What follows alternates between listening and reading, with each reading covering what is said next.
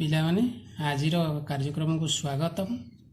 ଆଜି ଆମେ ତୃତୀୟ ଶ୍ରେଣୀ ଗଣିତ ମଜା ବହିର ଯୁଗ୍ମ ଅଯୁଗ୍ମ ସଂଖ୍ୟା ଉପରେ ଧାରଣା ପାଇବା।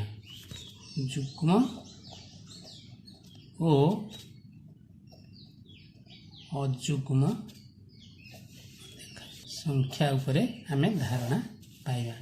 ତେଣୁ ସଂଖ୍ୟାର ବିଭିନ୍ନ ରୂପ ରହିଛି। ତେଣୁ ଆମେ ସଂଖ୍ୟାକୁ ସାଧାରଣତଃ ଦୁଇ ଭାଗରେ ବିଭକ୍ତ କରାଯାଏ ଯେ ଗୋଟେ ହେଲା ଯୁଗ୍ମ ସଂଖ୍ୟା ଆଉ ଗୋଟେ ହେଲା ଅଯୁଗ୍ମ ସଂଖ୍ୟା। ଯୁଗ୍ମ ସଂଖ୍ୟା କହିଲେ ଆମେ ସାଧାରଣତଃ ଯୋଡ଼ା ସଂଖ୍ୟା ବା ଯିଏ ଦୁଇ ଦ୍ୱାରା ବିଭାଜ୍ୟ ବା ଯେଉଁ ସଂଖ୍ୟାକୁ ଦୁଇରେ ଭାଗ କରି ହେଉଥିବ। ମନେ କରାଯାଉ ଆମେ 4 ନେଲେ, ଗୋଟିଏ ସଂଖ୍ୟା 4 ଆମେ ନେଲେ, ତେଣୁ ଏଇଟା ଦୁଇ ଭାଗ କରିହେବ। 4ଟି ଗୁଲିକି ଆମେ ନେବା। ଉଦାହରଣ ସ୍ୱରୂପ ଆମେ 4ଟି ଗୁଲିକି ନେବା। 4ଟି ଗୁଲି ନେଲା ମଧ୍ୟରେ ଆକୁ ଯଦି ଦୁଇ ଭାଗ କରିବା, ଭାଗକେ 2ଟା ଲେଖା ଗୁଲି ପଡ଼ିଲା। ତେଣୁ ଆମେ ଏଇଥିରୁ ଜାଣିଲେ ଯେ 4କୁ ଦୁଇ ଭାଗ କରିହେଉଛି, ତେଣୁ ଇଏ ଗୋଟେ ଯୁଗ୍ମ ସଂଖ୍ୟା।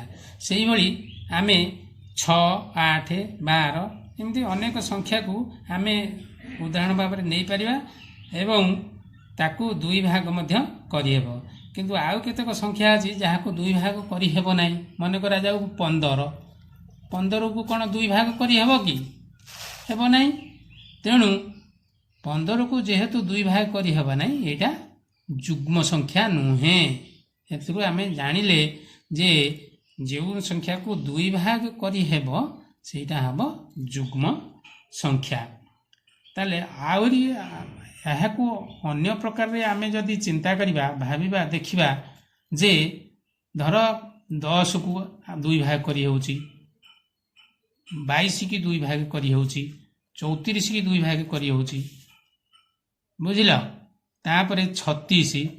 ତେଣୁ ଏଇ ସବୁ ସଂଖ୍ୟାରୁ ଆମେ ଜାଣିଲେ ଯେ ଯେଉଁ ସଂଖ୍ୟାର ଏକକ ଘରେ, ସଂଖ୍ୟାର ଏକକ ଏବଂ ଦଶକ ରୂପ ରହିଛି।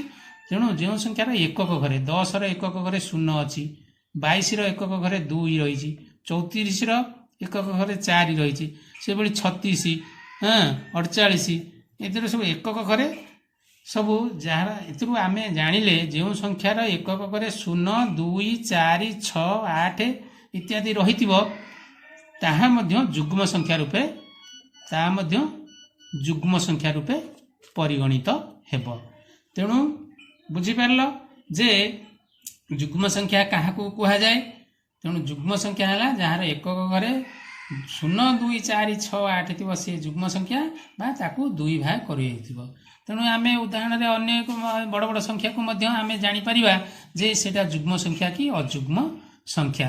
ମାନେ 112 ନେବା, ଆର ଏକକ ଘରେ ଆର ଅଛି 2, ତେଣୁ ଏକକ ଘରେ 2 ଥିବାରୁ ଏଇଟା ହେଉଛି ମଧ୍ୟ ଗୋଟିଏ ଯୁଗ୍ମ ସଂଖ୍ୟା। ତେଣୁ ଏଇଭଳି ଅଭ୍ୟାସ କରିବ, ଘରେ ମଧ୍ୟ ଏଇଭଳି ଅଭ୍ୟାସ କରିବ। ତାପରେ ଆସିଲା ଯେ ଅଯୁଗ୍ମ ସଂଖ୍ୟା। ତାପରେ ଆସିଲା ଅଯୁଗ୍ମ ସଂଖ୍ୟା। ସେହିପରି ଯେଉଁ ସଂଖ୍ୟାକୁ ଆମେ ପୂର୍ବ କଥାକୁ ମନେ ପକାଇଲେ ଜାଣିପାରିବା ଯେ ଯେଭଳି ସଂଖ୍ୟାକୁ ଦୁଇ ଭାଗ କଲେ ବା ଯାହା 2 ଦ୍ୱାରା ବିଭାଜ୍ୟ, ସେଇ ସଂଖ୍ୟା ଯଦି ଯୁଗ୍ମ ସଂଖ୍ୟା ହେଲା, ତାହେଲେ ଯେଉଁ ସଂଖ୍ୟା 2 ଦ୍ୱାରା ବିଭାଜ୍ୟ ନୁହେଁ ସେଇଟା ହେଉଛି ଅଯୁଗ୍ମ ସଂଖ୍ୟା। 2 ଦ୍ୱାରା ବିଭାଜ୍ୟ ନୁହେଁ ସେଇଟା ହେଉଛି ଅଯୁଗ୍ମ ସଂଖ୍ୟା। ତେଣୁ 2 ଦ୍ୱାରା କେଉଁ ସଂଖ୍ୟା ବିଭାଜ୍ୟ ନୁହେଁ? ତେଣୁ ଆମେ ନେବା ଉଦାହରଣ ସ୍ୱରୂପ ଆମେ ନେବା କ'ଣ ନା 15 ଗୋଟିଏ ସଂଖ୍ୟା ନେବା। 15 ସଂଖ୍ୟାଟି ଏଇ 15 ସଂଖ୍ୟାଟି ଏହା 2 ଦ୍ୱାରା ବିଭାଜ୍ୟ କି? ବିଭାଜ୍ୟ ନୁହେଁ। ତେଣୁ ଯେହେତୁ 2 ଦ୍ୱାରା ଏଇ ସଂଖ୍ୟାଟି ବିଭାଜ୍ୟ ନୁହେଁ, ଏଇଟା ହେଉଛି 15ଟି ହେଉଛି 15 ଅଯୁଗ୍ମ ସଂଖ୍ୟା। ତେଣୁ 15ଟି ହେଲା ଅଯୁଗ୍ମ ସଂଖ୍ୟା। 15 ସେଇଭଳି 21, ଆର ମଧ୍ୟ ଏକକ ଘରେ 21କି ମଧ୍ୟ 2 ଦ୍ୱାରା ବିଭାଜ୍ୟ ହେବ ନାହିଁ। ସେଇଭଳି ଆହୁରି କେତେକ ସଂଖ୍ୟା ରହିଛି 25, 137, ଏଗୁଡ଼ାକ ସବୁ 25, 137 ଏଗୁଡ଼ାକ ସବୁ ଅଯୁଗ୍ମ ସଂଖ୍ୟା, କାରଣ ୟା 2 ଦ୍ୱାରା ବିଭାଜ୍ୟ ନୁହେଁ ଏବଂ ଏଇଟା ହେଉଛି ବେଜୋଡ଼ ସଂଖ୍ୟା। ସେଇଭଳି ଆମେ ଜାଣିପାରିଲେ ଯେ ଜାଣିପାରିବା ସଂଖ୍ୟାକୁ ପରିଲକ୍ଷିତ କଲେ ଆମେ ଜାଣିପାରିବା ଯାହାର ଏକକ ଘରେ ଆର ଏକକ ଘରେ 1 ଅଛି, ଆର ଏକକ ଘରେ 5 ଅଛି, ଆର ଏକକ ଘରେ 7 ଅଛି।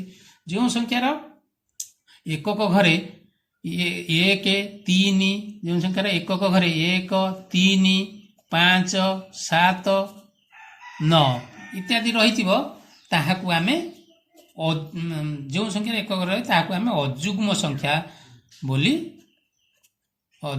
ସଂଖ୍ୟା ବୋଲି ଭାବି ନେବା ବା ଧରି ନେବା।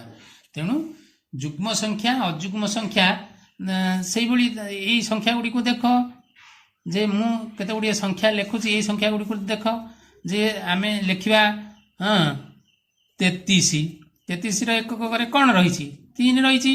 ସେଇଭଳି 47, ସେଇଭଳି 55, ସେଇଭଳି 69। ତେଣୁ ଏଇ ସଂଖ୍ୟା ଗୁଡ଼ିକର ଏକକ ଘରେ 3 ଅଛି, 7 ଅଛି, 5 ଅଛି, ଏଠି 9 ଅଛି। ତେଣୁ ଏଗୁଡ଼ାକ ସବୁ ହେଉଛି ଅଯୁଗ୍ମ ସଂଖ୍ୟା। ତେଣୁ ଆଜି ଆମେ କ'ଣ ଜାଣିଲେ ନା ଯୁଗ୍ମ ସଂଖ୍ୟା କାହାକୁ କହିବା ଏବଂ ଅଯୁଗ୍ମ ସଂଖ୍ୟା କାହା, ଯୋଡ଼ ଏବଂ ବେଜୋଡ଼ ସଂଖ୍ୟା ବା ବିଭାଜ୍ୟ ସଂଖ୍ୟା ଏବଂ ବିଭାଜ୍ୟ ହେଇପାରୁନଥିବା ସଂଖ୍ୟା।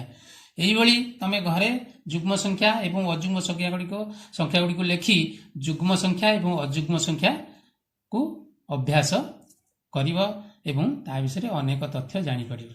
ତେଣୁ ଏଇଟା ଆଜି ଯୁଗ୍ମ ସଂଖ୍ୟା ଉପରେ ଅଯୁଗ୍ମ ସଂଖ୍ୟା ଉପରେ ଯେଉଁ ଧାରଣା ଦିଆହେଲା ଏଇଟା ମୁଁ ଭାବୁଛି ତୁମମାନଙ୍କୁ ଉପଯୋଗୀ ହେବ। ଏତିକିରେ ଆମର ଆଜିର କାର୍ଯ୍ୟକ୍ରମ ଏଇଠି ରଖିବା ଏବଂ ପରବର୍ତ୍ତୀ କ୍ଲାସରେ ଆମେ ସେଇ ବିଷୟରେ କେତେକ ଗାଣିତିକ ପ୍ରଶ୍ନର ମଧ୍ୟ ସମାଧାନ କରିପାରିବା। ତାହେଲେ ଧନ୍ୟବାଦ ସମସ୍ତଙ୍କୁ, ରହୁଛି।